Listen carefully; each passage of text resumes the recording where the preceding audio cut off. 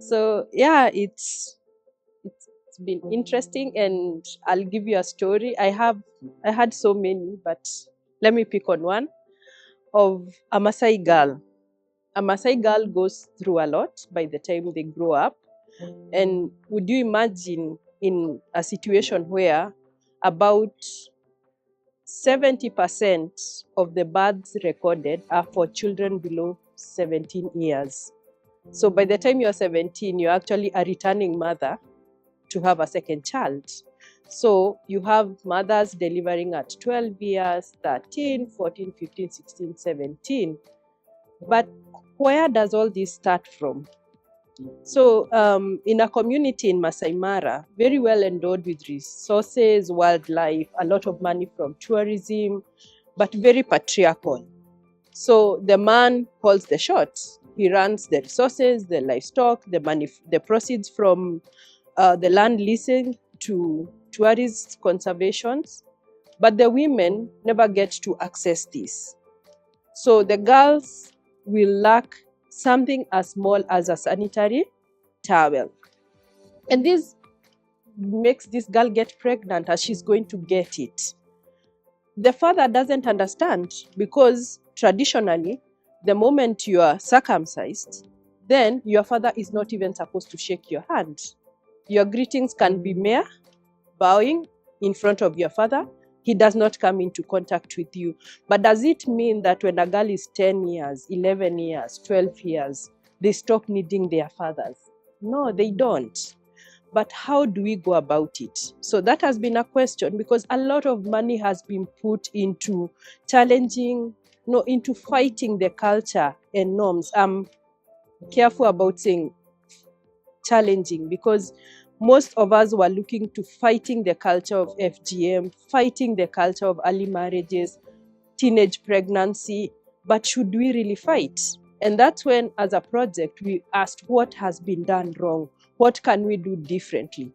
Because from what I know and from where I sit is doing the same thing over and over the same, expecting change, is the same as madness.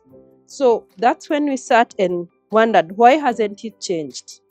And we got some women living with disability, women who have female-headed households, women who could not even speak Swahili or English, so they are zero literacy. And we asked them, because you are women who are listened to by other women, where does this start from? And they were like, we are women leaders. We have been told about FGM. We understand it. We know that if I am cut, I suffer the risk of bleeding to death during delivery. I do not enjoy my marital life. But am I the one who has a say about it all? It's the man. But the man does not understand all these things. And that's where we started understanding, oh yes, we've been looking at it all wrong. Feeding and pumping women with information, while at the same time, we are not understanding from the male perspective. So we asked them, then how do we go about it? And they were like, call our husbands, ask them, let them give us a blessing to be leaders. Let them give us the blessings to talk to them and explain our challenges. And then from there, we are confident we can start discussing about these issues that are facing our community. And that's what we did.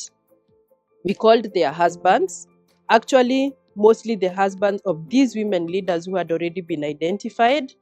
And we sat them down and we told them, this is what your wife said. They said they want you to be involved in child upbringing. They want you to allow them to be leaders and to sensitize the other women about some of these challenges that are facing the communities. They said FGM is mainly pushed for and benefits men, but does not benefit them. And for you men, does it benefit you? And they were like, no, we don't like the circumcised girls. We want the girls who are not circumcised. It's them who want it. And so here you understand, it's been a conflict. The women think the men want it, the men think the women want it, but they both do not want it. So what have we been doing? Is here where you challenge the tradition and you let them challenge it themselves, that they actually believe then we need to get rid of this tradition that has no benefit but more harm. So, long story short, the men agreed their wives to take leadership position. And what happened is we initially had 24 women who we had identified and given them some form of leadership training, and their husbands agreed. But then now what we are having is that we are going to have a second cohort of more than 80 women who want to be leaders, and their husbands have actually requested their women to go through the same leadership training. So you see, we are changing. It's starting changing, but it's not us changing. It is the community changing itself because they have identified their issue. I cannot say that we still do not have teenage pregnancy, but I believe as the fathers start being involved in their daughters' lives, then this teenage pregnancy issue will start going down because they are understanding that it is not a woman's job to give birth and bring up a child. It takes two, and in fact an entire community, to bring up a child in the right way that they are supposed to be done. So yeah, we'll come with season 2 and tell you whether teenage pregnancy went down. But as for now, we are happy with the progress that both men and women are agreeing that women also now need to start taking leadership, and the men are also being involved in bringing up children in the Maasai community. Thank you.